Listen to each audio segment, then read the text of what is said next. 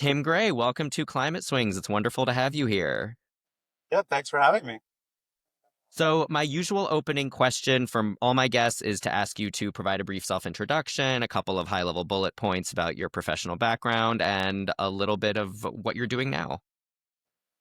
Yeah, so I am currently the executive director of environmental defense.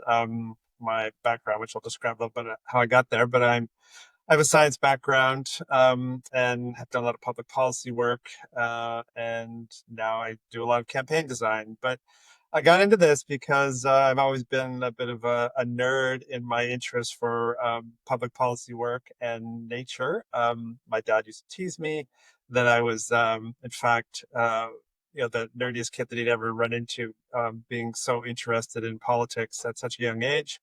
And so I kind of took that and my interest in nature, which came from growing up on the shores of Lake Huron, which is a very beautiful area for those who don't know where that is, one of the Great Lakes. And I was always outdoors. I went with my dad hunting, etc. And so by the time I went to university, I was trying to figure out how can I do those things together. So I did an undergraduate degree that really focused on ecology and genetics and fisheries biology a bit, and then went to grad school hunting for something in the applied ecology space, something that where the science that was being done would actually be relevant to decision making.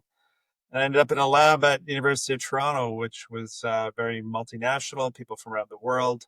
We were working on acid rain impacts on forests and acid impacts on other ecosystems, pollution impacts on other ecosystems.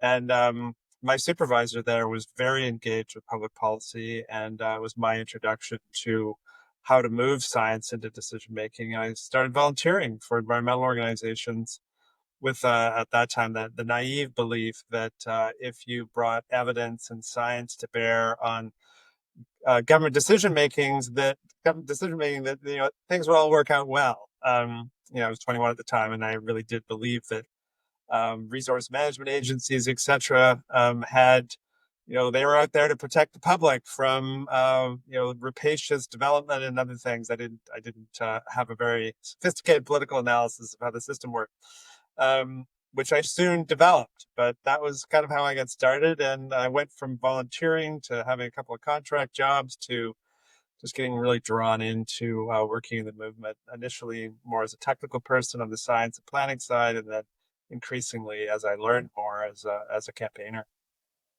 Yeah, I mean, if in this show, I have a lot of guests who have sort of a more meandering route into climate work or into nature and environment work, but you really seem to start from a very early age with that level of interest and that passion that you were cultivating for doing something involving nature and conservation and the environment. Can you dig in a little bit more about some of those really early experiences or some of those early motivations that set you on this path to studying environmental science and then working full time in an environmental career? Yeah, I'll just give you an example because it was kind of a real signatory moment for me. This area that I was staying where I grew up, near Sable Beach, on Lake Huron, is a tourist town, right? It's beautiful dunes, 25-kilometer long sand beach. It's really beautiful, and the town is completely dependent on tourism revenue. When I was probably about 15, the town decided that it would get rid of the sandy streets, and put in storm sewers to collect which of course collect all the chip bags and the old French fries and the oil and the crap from the cars.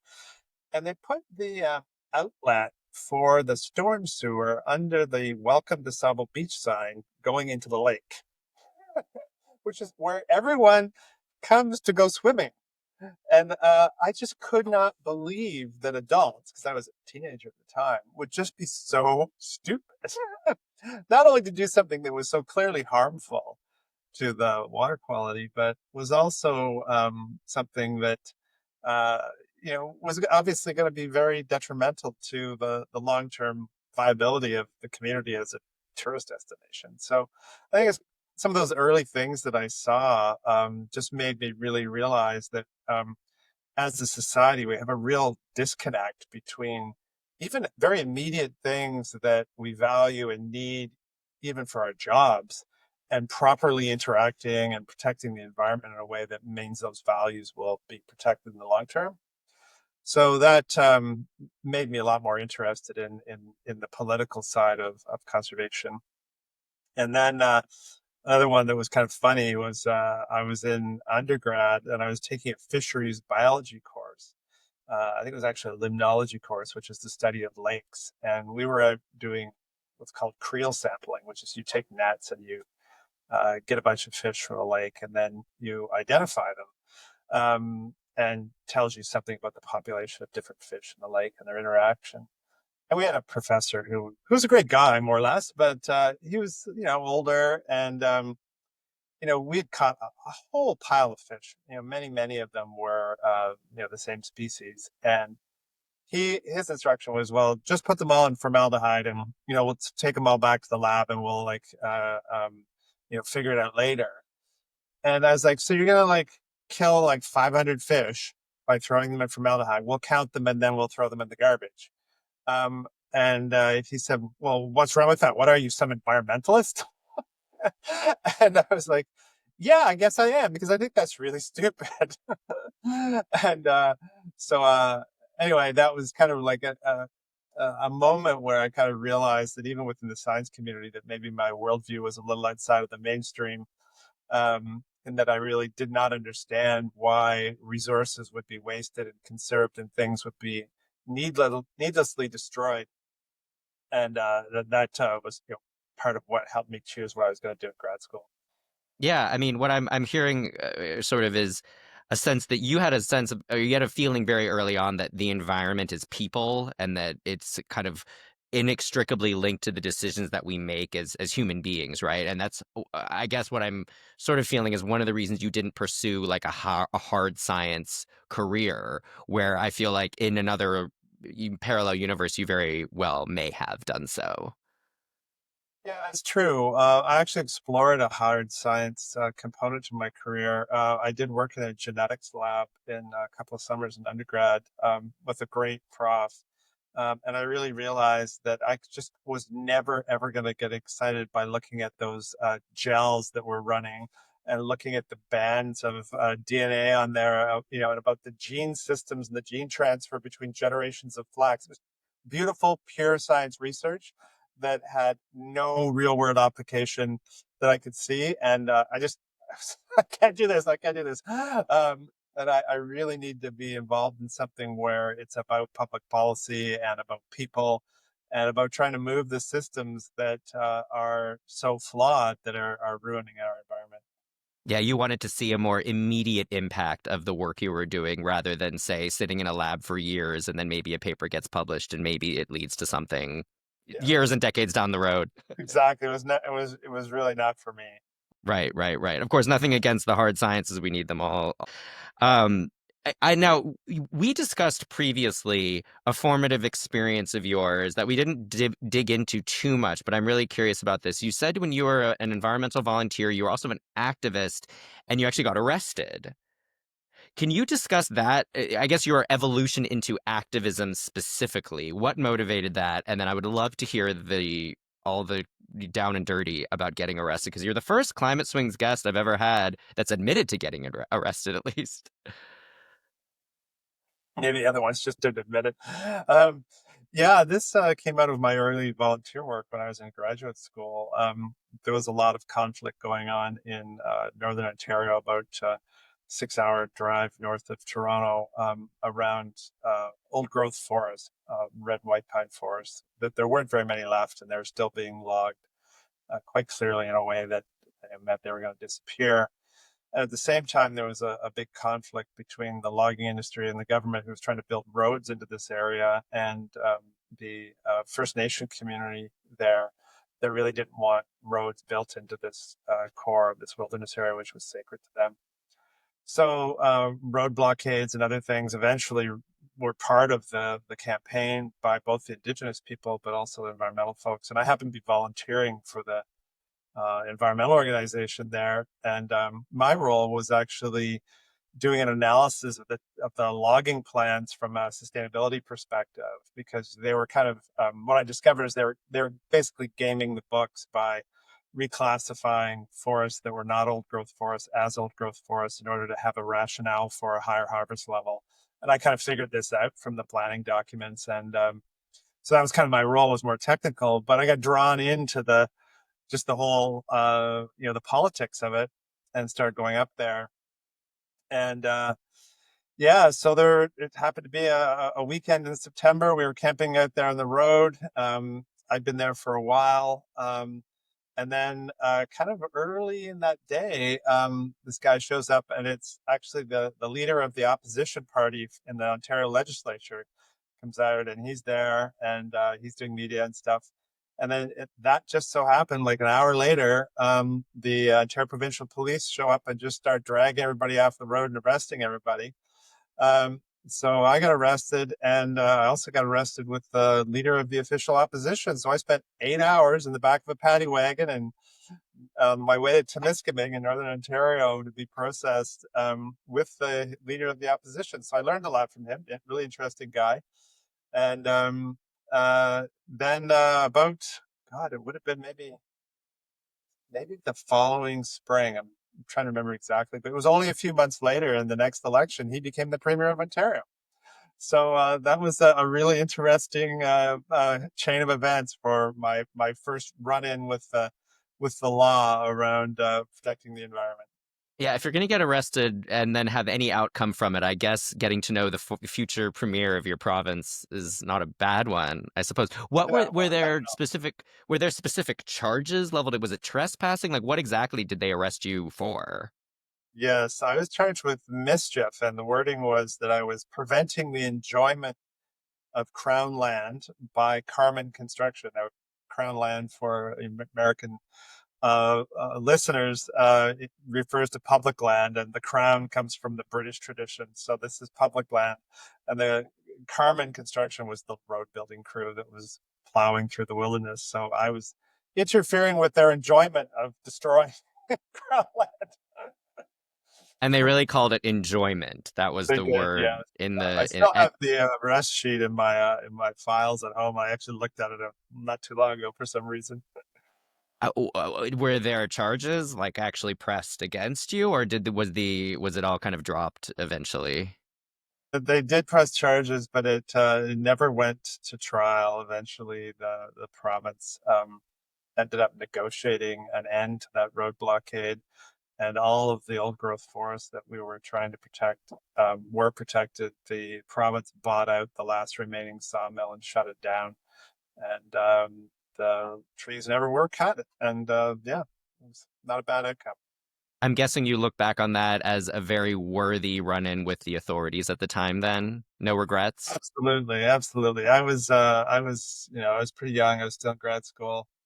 Another little aspect of it that was fun is that I actually drove up there in the gigantic University of Toronto truck with a big blue truck with the University of Toronto logo on it. And the police phoned the president of the university and said, like, what's the University of Toronto doing there? And so he phoned my supervisor, and my supervisor, being a very feisty, politically involved guy, got all the faculty and stormed over to Simcoe Hall, which is where the president is at U of T, and what stormed into his office and yelled at him for interfering with academic freedom. So that was kind of fun too. So you have this bracing adrenaline rush experience for a righteous cause, essentially, but you didn't end up becoming a full-time activist on the front lines protesting. Was there a sense that you wanted to shift into more of this kind of like a thought space with advocacy, or how did your later views toward activism and protest evolve from that experience?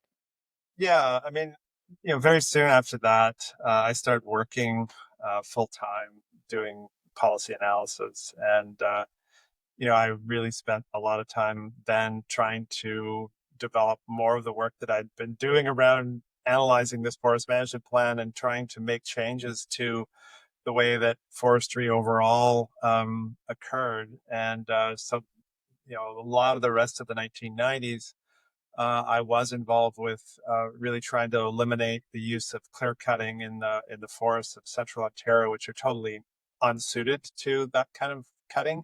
they're not fire ecosystems. They're very complex mixed forest systems where wind is like one of the dominant disturbance patterns. So clear cutting areas is just not what these forests have normally experienced. So I really wanted to get that changed. The science community is trying to change it. And then also to increase the amount of protected lands in the province.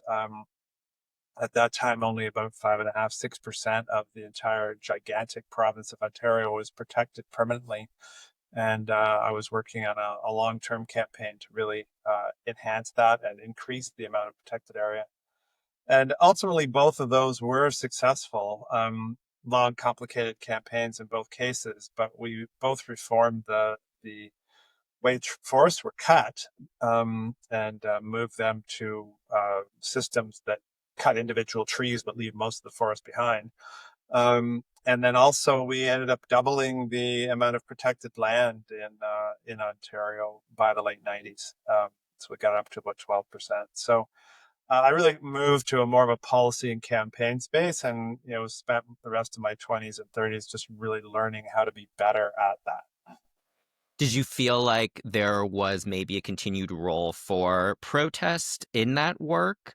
And again, maybe in this kind of parallel universe, Tim, I like to sort of talk about the sliding doors moments that maybe you would have become a like a full-time protest leader, well into your 20s and 30s and whatnot. Yes, for sure. In fact, I still do. It just for me, I was better at people are kind of you find the things that you're good at. I was really good at policy analysis, like digging through what stuff said versus what it was really doing. I have like an uncanny and surprising even to myself ability to go to endless numbers of meetings and still stay sane. And go on road trips, talk to people, deal with municipal politicians, deal with media, and it doesn't tire me out. It gives me energy. So it seemed like that was the best direction for my personality. And I'm not inherently a kind of confrontational kind of person. So uh, I think it's great when people are willing to do that. I would do it again if necessary, get on the road or do whatever else. But it didn't, that kind of organizing wasn't kind of my main skill set. So I didn't end up going that direction. Yeah, I mean, I think having the ability to sit through endless meetings is very much a superpower in and of itself. Maybe doesn't generate the same level of headlines that a forest protest would, but I would say it's definitely a skill worth cultivating, especially in this day and age. So you started to talk about some of the roles that you had in forest protection in particular. Why did that area specifically motivate you? I mean, there's so many areas of environmental protection, conservation. Why specifically forests? Is it just because Canada has a lot of them? That's part of it is that, I was working my academic career took me into a lab at the University of Toronto that had a strong focus on forests. A lot of the early issues that I was surrounded by in terms of loss of biodiversity and threats were to forest ecosystems. I was deeply interested in forests from where I had grown up. And it was such a dominant industry in Canada, much less so now because of the decline of pulp and paper sector, newsprint sector, etc. But it was very dominant, and the logging pressures on Canadian forests at the time were just brutal. And we were losing the very last remnants of some of our original forests, and the logging practices were such that even the forests that weren't going to be protected, the trajectory for them was very poor because their species composition, the species diversity, the wildlife habitat was being severely diminished just by terrible, terrible harvest practices. So it was a place where I felt that I knew something and that I could make a difference. And I had the kind of science community connections to bring evidence to bear. So that kind of drew me into it initially. And then as I started working more and more on wilderness conservation, just the magic of the places that I was working on. I ended up doing a lot of work in Northern Ontario and then the northern parts of other provinces and into the Northwest Territories of the Yukon. And these are spectacular landscapes, like millions of caribou and rivers and lakes that you can go paddling on or go fishing in, where if you had like a paper clip on the end of a fishing line, you'd have two fish on it in like 5 minutes because no one else has ever fished that lake before. It's really, really spectacular places. And it's really hard to visit places like that and do work there and get to know the indigenous communities and then not think, oh yeah, I really think we should, have a couple of million hectares of this protected. It's very motivating. And so the more I did that kind of work, the more I just, fell in love with it. Spending every summer out in bush plains and canoes across northern Canada is not a bad way to spend your life. I can imagine. I mean, Yellowknife has been on my bucket list for quite some time. Maybe that's a little way, way, way further north than you're used to dealing with. But I know Canada has a lot of gorgeous spaces like that. At the time, I mean, how was that? What was that work like in terms of? You said you discussed some of the outcomes that you achieved, which sound very impressive. But I mean, I can imagine that there was a lot of pulling teeth and pulling hair in the back rooms and kind of negotiating deals. I mean, your main theory of change is obviously policy, influencing policy. How did you find that your work was being received at the time? Yeah, I mean, and one of the things that has changed a lot, and one thing that used to be better in public policy is that there were people that would actually receive evidence and information and inside of the bureaucracy of government and at the political level, and actually would act on it if they could be made to understand why it would be in the public interest. I would say that that ability has been severely compromised over the last 25 or 30 years, especially in the last 10. But there used to be ways of doing that. And so, my kind of approach was to work with people who were opinion leaders, scientists, and stuff, and make sure that the right information was being put in front of decision makers. But then I was also learning that that would was not enough, right? You needed to really be able to demonstrate them a political path forward where they would be safe, right? They are going to be opposed by and were opposed by incumbent political interests, right? So you think of forestry issues, it's the great sucking sound of the forest industry wanting to like chop every tree down. And they used to employ a lot of people. They had a lot of political power at the municipal and provincial level, and so changes that you want to make, you need to be able to bring them on side. And um, discovering, how to wedge some of those interests. Work with companies that might have an interest in a higher quality wood product and therefore would be amenable to changing the way things are logged so that they ultimately have a higher quality product in the long term. um, forestry in particular can be done at a sustainable level, right? The trees do grow back.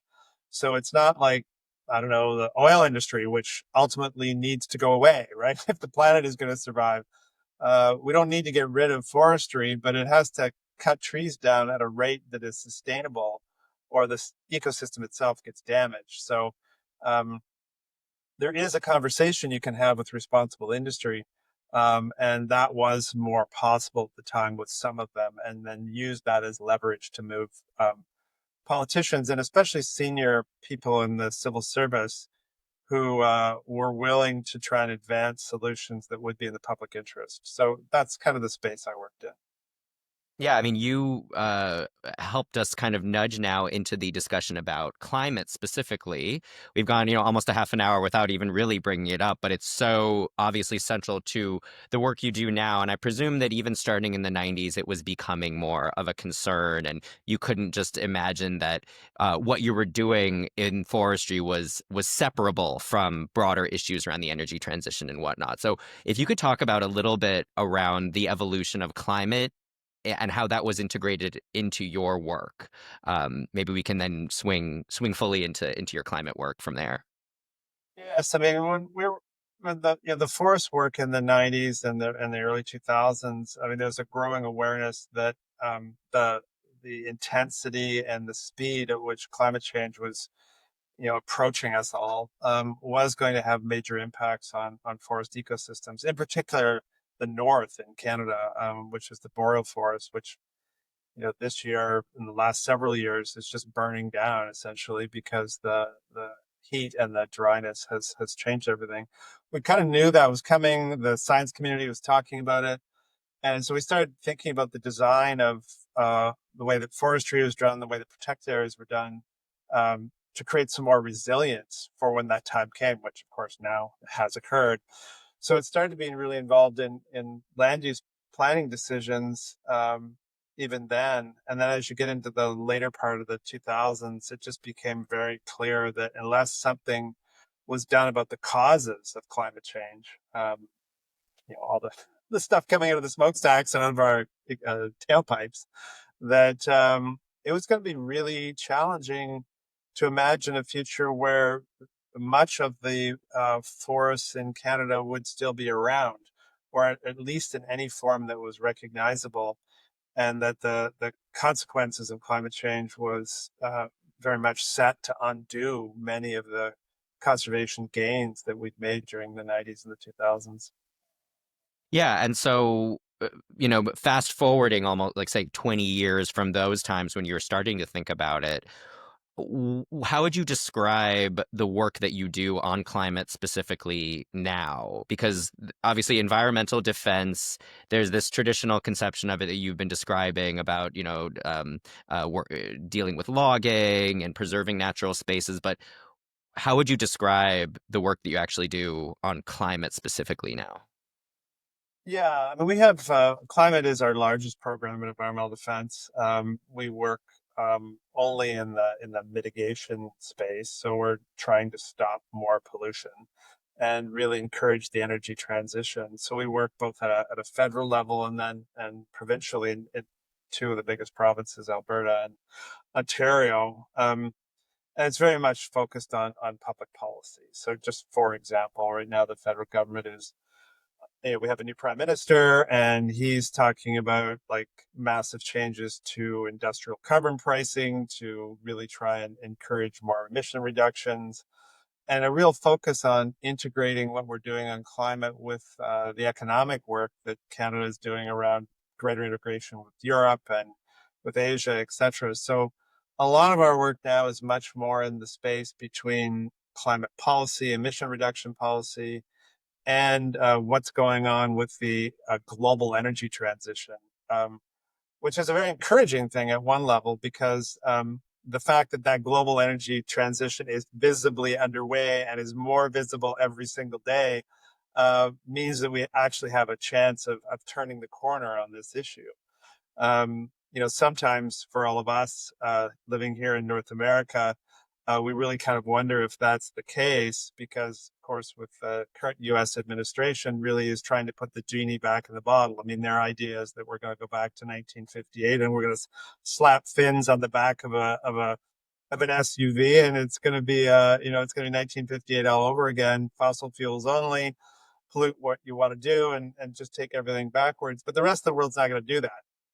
And so, of course, the big choice for Canada at a public policy level and why it's so interesting and important for us is that our government is in a very difficult situation. A small country, the northern border of a country that is deliberately trying to sit out the biggest industrial revolution, energy revolution that's happened since the invention of the internal combustion engine 150 years ago.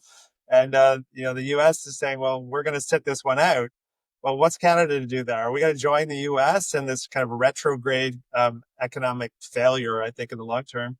Or are we going to join the rest of the world? And, I have very strong opinions about where we should go on that because it both means that we have a chance of saving the climate system and therefore our civilization. But it also means we have an economic future for the people in this country to be building things, doing things that make sense. And so much of our work is focused on anything that can reinforce that transition and trying to block anything that is retrograde and aligning with the US administration. Yeah, I mean, I'm sure industrial policy in Canada can be its own several hours of discussion. I'm sure you have those discussions all the time. But also, sort of rewinding the clock a little bit again, you've been at environmental defense now for a little over a decade, And you said that climate is now obviously your largest pillar, your largest program. When you joined, how did things look, and did that require like a concerted effort to sort of shift resources in that direction, where you're not just focusing on stopping clear cutting of forests, but you're actually integrated into this humongous project of the global energy transition? Yeah, so I came here because environmental science did have some early climate work. Going back 12, 15 years ago, there was almost no money available to work on climate in Canada. Some started to become available. When I started here, we were diving right into some of the big pipeline battles. The Keystone XL being the transboundary one that a lot of folks would know about, but we were also working to try and stop the Energy East pipeline that was going to come from Alberta through Ontario to the East Coast, and then also the Northern Gateway pipeline that was going to go to Northern BC. But just trying to stop the expansion of the tar sands industry generally and raise public awareness around it. And that campaign was very instrumental because it really, for the first time, moved from a more academic conversation about climate targets at Kyoto and all these other things, which governments just ignored, to a real debate and fight in society over something concrete, like pipeline or not. And that was very, very useful because it drove a conversation in this country that was highly politicized, but ultimately led to a very kind of draconian conservative government coming in saying they were going to wipe away all the laws that would in any way modify or slow down pipelines.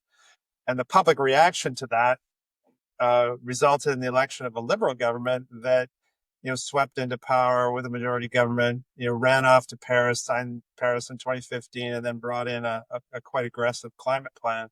So the fight we were involved with was really seminal in terms of driving public policy conversations. And for me, that was a very it just helped to build on what I already kind of knew about public campaigning. Is that so much of this stuff, the actual policy work occurs under the umbrella of something that's usually quite simple, like some simple yes no idea around, in this case, pipelines. um, Ignites the space for having a conversation about the whole transition of our energy system and all of the policies associated with that, which nerdy people like me can only have those conversations if the macro level conversation is actually occurring and in reality that people are fighting about it. And if they're not, then there's no space. So that was very formative for me, and it also made me really realize how important it was going to be to move from just having institutional like foundation support for our work to really having a mobilized public on our side. And I've spent a lot of my time here with our team, really trying to develop a support base that where when something needs public pressure, that the people that are part of our organization, really let their politicians know that they have expectations around what's going to happen.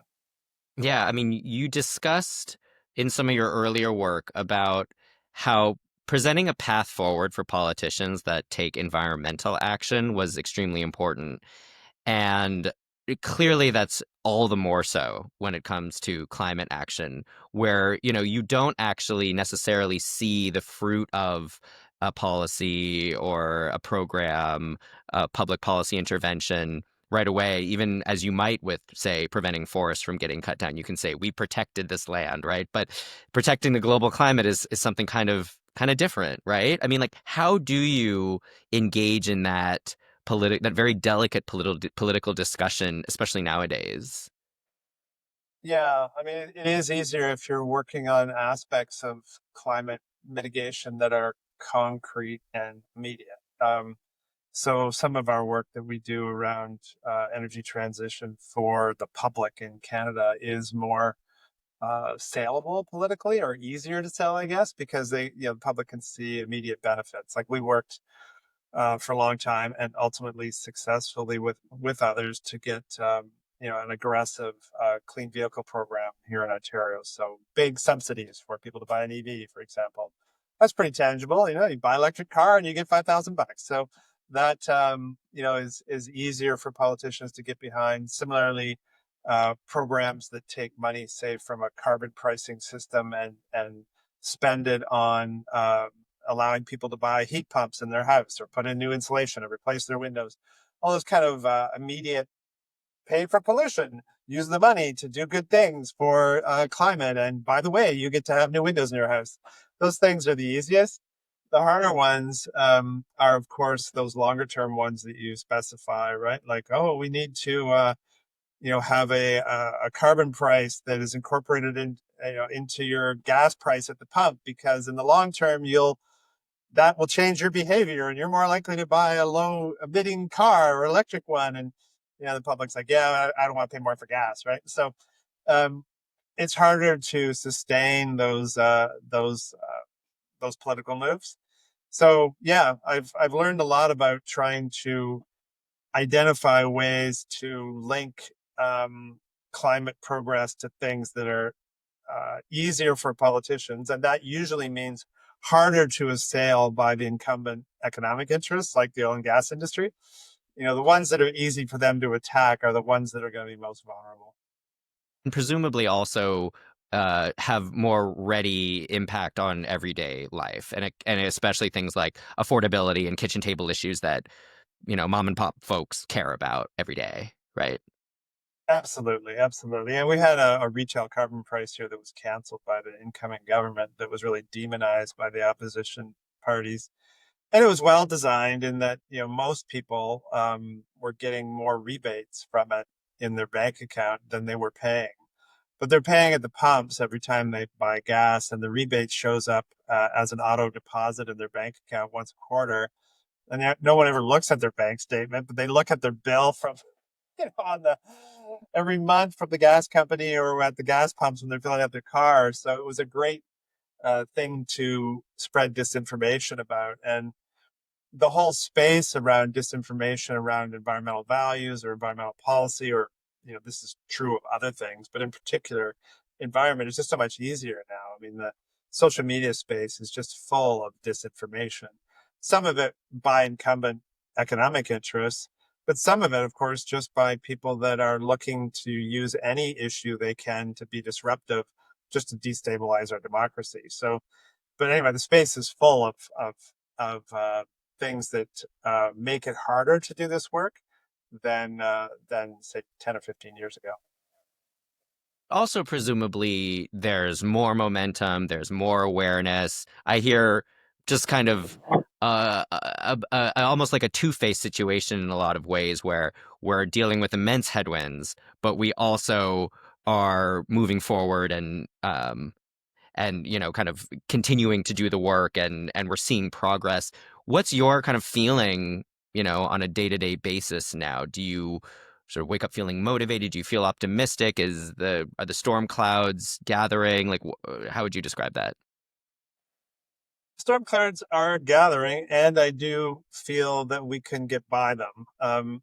It's hard, and sometimes you feel like you're being, you don't want to just be optimistic because that can be just stupid. You have to pay attention to the evidence. But as I was mentioning earlier, the macro level indicators are around the energy transition is that it the economics behind it, the fact that renewable energy, wind and solar, the technology is improving very, very quickly. It's already much more deeply affordable than any other forms of energy generation. And we see that because here in Canada and more so in the US, you have the oil and gas industry working with regressive politicians who they largely own to legislate against the ability of those energy systems to take part, right? So they're now playing a game where there's no way that they can compete if there's like a fair playing field. So if you're a utility that is contracting new electricity generation, unless you set the table in a way that makes it really hard for wind and solar to bid, the gas company is never going to win, right? Because the lowest bid that's going to come in is going to be solar and wind and batteries. So they're legislating against the renewables now. Well, there's not very many times in history that I can think of where the incumbent economic interest has to depend on stopping the new one through legislative means that persists for very long. So eventually, in a free market economy and where the public has access to information, I do think that uh, eventually that they're going to lose that conversation. And you're starting to see this happen now with the public conversation around electric vehicles. Like there's this growing realization that if you live anywhere except North America, you can buy a really great EV that'll go hundreds of kilometers, and you can buy it for a fraction of the price of a gas car, and it'll cost you a fraction of the price in maintenance, and it'll last just as long.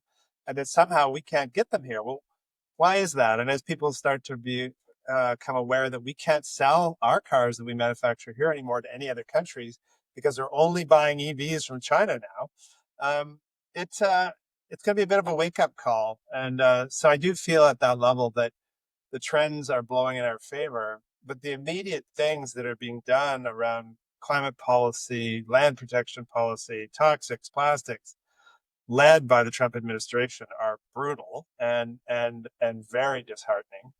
And to the degree that they can get away with it here in Canada, regressive politicians are doing the same things. Only here they'll say they're doing it to save Ontarians from Donald Trump, but of course the bills that they're passing, would make Republicans in Congress salivate sometimes. So it's widespread and it's deeply concerning. But I do feel that ultimately, if we can survive, the next dozen years, and not have climate change become so disruptive that it actually destabilizes like the underpinning of our civilization, that the energy transition will eventually make it impossible for the approach being taken in the U.S. to succeed. Yeah, and I'm sure that you are familiar with the abundance agenda, that whole dialogue going on here in the United States around the need to build, build, build. And that includes things like clean energy and transit and high-speed rail and all these great new industries of the future. Where do you kind of stand on that? Because there is a kind of natural tension with a lot of the more traditional conservationist aims, right? Yeah, I mean, I think that we do need to build.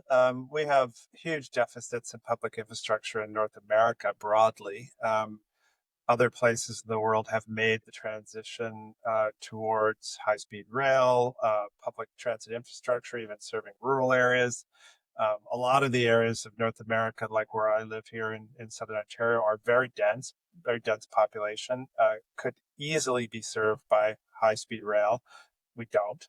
The U.S. has the same deficiency in all of the areas of the U.S. that are very populated to very similar densities of Europe or parts of Asia.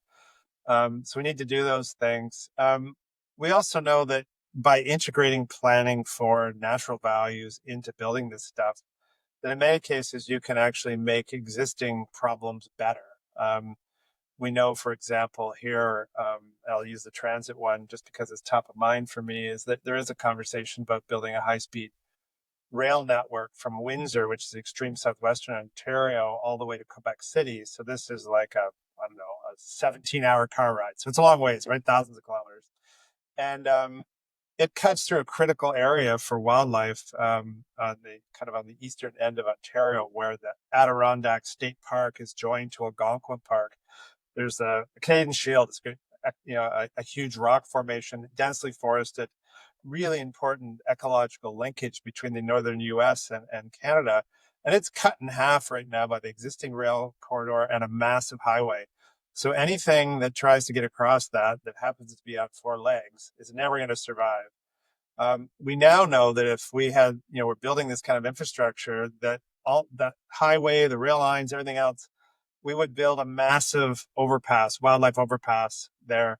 We would funnel the wildlife and we would put it over top of all that infrastructure. We're doing that in some other places, like in the Rockies, and it's incredible success. So, we need to think about how we do some of this stuff and integrate nature into the planning and execution of this stuff. Um, but anything that would get literally millions of cars off the road in Southern Ontario and Quebec, allow people to move around this region more quickly, is going to increase productivity, reduce pollution, add to the GDP. all kind of good things, but in a way that would be so much better for everyone who lives here, and I think better for the environment in the long term, including the stuff on the ground that we need to plan around and not have run over all the time. So there's ways of doing this. The key thing we're going to need to look to is, what are these nation building projects? Are they actually building towards the future that we all can survive in and prosper in? Or are they nation building projects that are, in fact, taking us backwards that we know just should not be allowed at this time in our history? And that would be more pipelines, more fossil fuel expansion. It's suicidal. We know that. And those things should be strongly resisted by the public. That sort of environmental abundance agenda can be a yes and essentially. You can have the clean energy, the transit, the, high density buildings, etc., and still preserve natural spaces in the kind of classical definition of conservatism. Yeah, I think you can. I mean, we work on housing and sprawl here in Southern Ontario, a big program in that. And building more density. Like, I live in a really nice neighborhood that used to build up until the Second World War. Like, my street has these beautiful kind of 5, 6 story brick apartment buildings surrounded by trees that have big uh, apartments in them. Zoning here in the city has prohibited anything but single family homes since the Second World War. And as a result, if you are a family and you want to live in something that's not a shoebox condo in the sky, which we have lots of as well, you need to move out to sprawl land, right? So you're going to have to drive an hour and a half out onto the farmland that surrounds the GTA, which is destroying farmland, destroying natural values, and making people's lives miserable because they spend, literally hours in their car every day because there's no transit to service those areas. Instead, we could actually build family style housing here in the city. And we don't because of policy, right? It's a policy failure. But the fixing the policy actually would do huge amounts for a whole bunch of economic indicators. But from an environmental organization perspective, like, massively reduce the pressures on destroying all the values that we need to allow us to continue to live in this city. Yeah, I mean, I'm sure again we could, spend hours upon hours talking about Canadian policy interventions and prescriptions. But again, this is a podcast about people working in climate. And I want to kind of wrap up with a couple of questions about your thoughts about kind of what that means. And, you sort of started as an environmentalist in conservation, and now you're very much working in climate. You're very much a climate professional. But a lot of people who go into climate work, especially now, are thinking, well, I maybe come from an IT background, or I'm a lawyer, or I have there's all different kinds of people that want to do this kind of work. I don't know. What are some pieces of advice that you would give people, especially maybe, mid-career career shifters, people that want to work in climate, but don't really know where to begin or what to do? Yeah, I mean, the climate movement, the environmental movement is much bigger than it used to be. I mean, there's a lot more people working in it. So there's a lot more specialization, and therefore jobs that are specialized. So for folks that really feel that, they need to get up in the morning and be doing something about what's going on in the world around climate, you can bring your very specialized skills to work with organizations that are working in the climate space. And say you're an accountant and you really want to do something about climate. Well, work for an organization like ours that needs someone who's a chartered accountant to keep the books going, right? And learn more about some of the issues as you go, and do it that way. I mean, I think for younger people, as soon as you can, figure out a way of hooking up with an organization in your community or your city that is doing climate work, and pick something small, pick something achievable, learn how to do it, and work your way that way. I mean, obviously, academic background in something related to climate science, climate policy is going to give you a leg up in terms of a professional job within climate movement. That's that's for sure. But involvement in politics is also really key. A lot of people who end up doing climate work worked in the political space previously. So if you have a background there, you know how the system works. You know, you're an asset to the climate movement. Yeah, I hear a lot about applying the skills that you have or the skills that you're cultivating into climate or environmental work through a number of different pathways as you've kind of discussed, or as you said, starting small, maybe even volunteering, doing something unpaid just to get that resume, just to get those points on your resume essentially. Yeah, Yeah. absolutely. So many of the people that are really have been really great to work with us, some of our young staff. I mean, they've really started out, sometimes as early as high school, just saying like, I'm going to do something about this, and then just figuring out how to do it. And then by the time they're 20 or 21, they're already kind of experienced in what it takes to move stuff forward. And those are some of the best hires that we've had. And some of them are incredibly young. It's just like, wow, I wish I would have been that smart at 20 years old. Yeah, exactly. Just being a self-starter and doing what you can with the resources you have. And then sort of focusing back on yourself a little bit. We've gone through, many swings in your career that all kind of have a similar thread and have led you to your position that you're at now. But if you could go back and, maybe talk to that young Tim, in college or in grad school or just starting out in your career and maybe give him a couple of points of advice of things that you might want to have known going into a field like this, to avoid pitfalls or challenges or anything like that. Yeah, that's good. Good question. Yeah, I mean, I think I mentioned this a little bit, but maybe to emphasize is like try and leave room for future work with people that you currently disagree with. If you're going to have a long career and a long life, hopefully, you need lots of friends. You need more friends than enemies. So creating space for being able to disagree with folks and come back and be able to work with them in the future is really key, I think. Um, Take some time off for yourself and friends. The work is always going to be there. When I was earlier in my career, I didn't do that enough, and it can be frustrating. You become a lot less effective. So, if you can really try and have other things that you're doing in your life that are meaningful and important to you, and not just a constant obsession with policy. And I think for young people too, and probably this doesn't need to be said as much, I guess, but something I learned when I was much younger was that governments need to be led to making the right decisions, that they are very much kind of captive of whoever the dominant economic interests are in the world. And although they should represent our interests and the people that vote for them, um, they don't, and that's become worse over time. And if you want them to represent you, you're going to have to make them represent you, and that's more true than ever, I would say. I think that very much actually has to be said. So thank you for reiterating that in no uncertain terms. Actually, and then do you have an example of like that working with people you disagree with? Because I do hear that a lot too, that we actually do need to be, have a more open hand to a lot of people who we might otherwise vilify. Yeah, I mean, I some of my forestry work, I really had strong disagreements with people in that they had like a philosophical based. Some of the foresters, in particular, they'd been trained in forestry schools, and it was very much production forestry and not much ecology.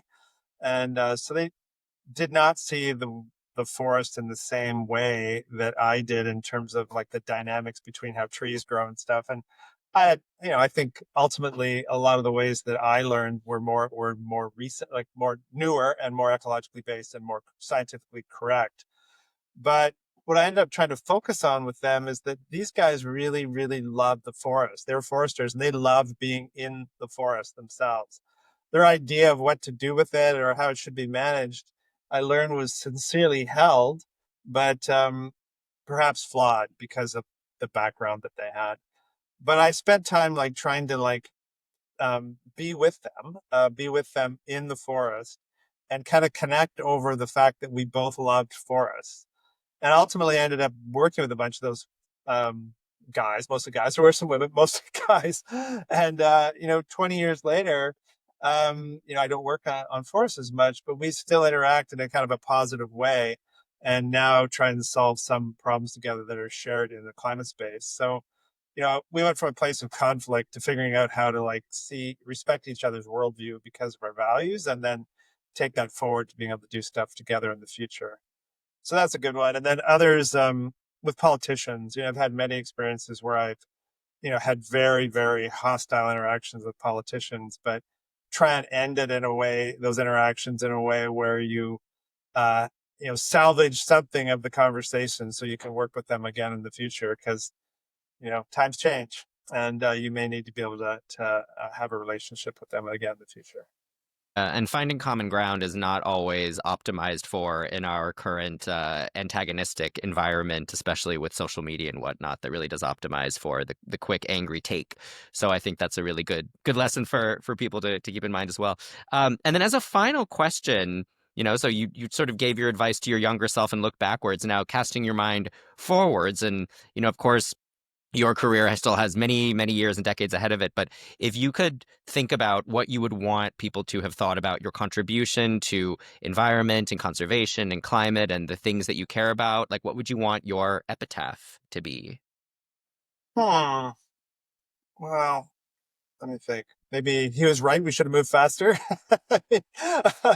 um, it's funny because when I first started doing a lot of this work, a lot of my friends who are not in the environmental movement, people I went to grew up with or went to school with, they really did kind of think that I was just kind of like the crazy environmentalist, kind of screaming from the sidelines. And you know, I think an environmental analysis is really the only one to have. And now, many years later, most people actually really now uh, see what I was talking about, like how these things come together and how we have to address these issues. So I'm only kind of half joking. That's just I'd like to say like he was right. We should have moved faster. But I do think that I would like to be known as like as trying as hard as I could every single day to try and move these issues forward, and to do it in a way that recognizes that moving people is what it takes. Like the planet's going to be fine, right? Like the planet, if we all, our destroy our civilization, ruin our ability to interact, half of us starve to death, the planet's going to get up the next morning in its time and it'll just be fine. This is all about us, right? Like, and can we manage our own way of interacting with each other and the planet so that all the great things about the civilization that we've developed can persist? And if we can't, the world will go on. It's just that it won't go on with all the beautiful things that we've created as a human society. So I want to be known as trying to have tried to do that and try and figure out a way of integrating that into people's consciousness. So too much to fit on my tombstone, but if people are chatting about me at the wake or whatever it is, they can chat about that. I'd be happy. Climate is a people story, first and foremost, and last, right? First and last, essentially. Yeah, absolutely. Great. Well, I think we'll wrap up there. Tim Gray, thank you so much for appearing on Climate Swings. This was a wonderful conversation. Thanks so much for having me.